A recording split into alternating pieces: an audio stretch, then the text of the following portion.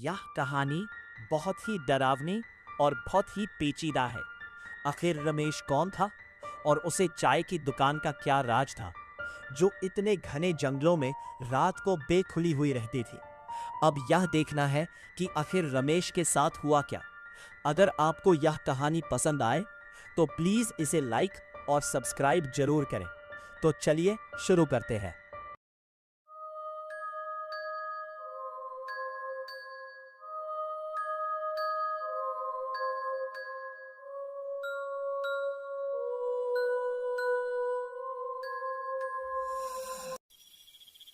एक सुनसान गांव के बाहर घने जंगल के किनारे एक पुरानी पगडंडी थी। रात के करीब 10 बजे का समय।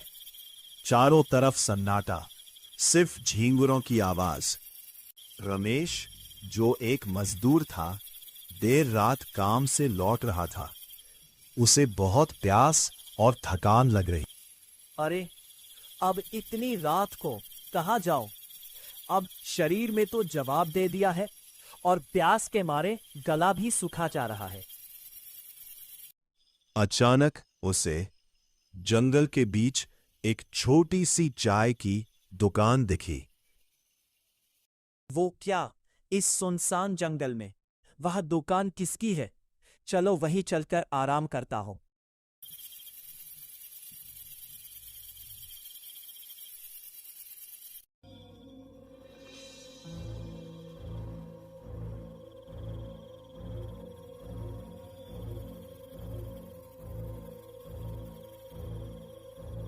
अरे, कोई दुकान में है क्या? दुकान के बाहर से बूढ़ा आदमी आया। आओ, मैं तुम्हारा इंतजार कर रहा था। बोलो, क्या चाहिए? चाय पियोगे क्या? आप मुझे जानते हैं? मुझे पानी मिल सकता है क्या? मैं बहुत प्यासा हूं। अब जानना क्या है? अब तो हमें हमेशा साथ में रहना है। तुम बैठो, मैं चाय लाता हूं। दुकान के अंदर अजीब सी ठंड थी। रमेश बैठा है। चारों तरफ धुंध फैली हुई थी और एक अलग ही डरावना लग रहा था जो मन को भारीपन महसूस करा रहा था। रमेश ने पीछे देखा। अंधेरे में कुछ परछाइयां खड़ी थी।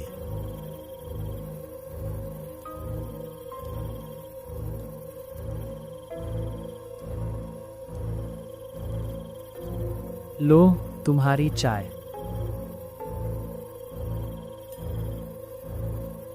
इसमें जली हुई गंध क्यों आ रही है? आते हैं लोग, लेकिन फिर यहीं रह जाते हैं। अब आज के बाद तुम भी हमारे साथ ही रहोगे। मैं इस दुकान का मालिक हूँ जो सालों पहले मर चुका है। जो भी यहाँ चाय पीता है उसकी आत्मा यही कैद हो जाती है। नहीं, ये सच नहीं हो सकता। मुझे माफ कर दो, मुझे जाने दो। वो सारी परछाइयां पुराने लोगों की आत्माएं थी। अब आज के बाद तुम भी हमारे साथ ही रहोगे।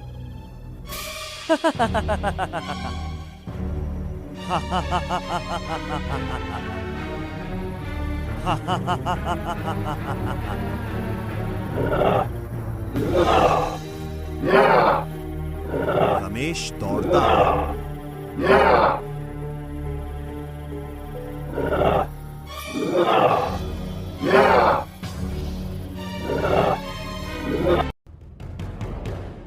रमेश दौड़ता है, लेकिन हर तरफ वही दुकान। रमेश दौड़ते दौड़ते वही दुकान के सामने आ जाता है। अरे, अब मैं क्या करूं? मैं तो बुरी तरह से फंस गया। अब मैं किधर जाऊं?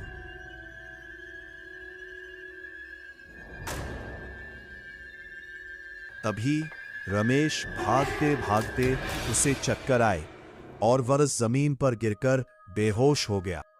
जब सुबह हुई तो उसे कुछ समझ नहीं आया कि आखिर हुआ क्या है। वह सपना था या फिर हकीकत? क्या रात में मुझे वह बूढ़ा मिला था बहुत सचमुच भूत था या फिर मेरे ही मन की कल्पना? पर कुछ भी हो, मुझे इस जंगल से जल्द बाहर निकलना होगा।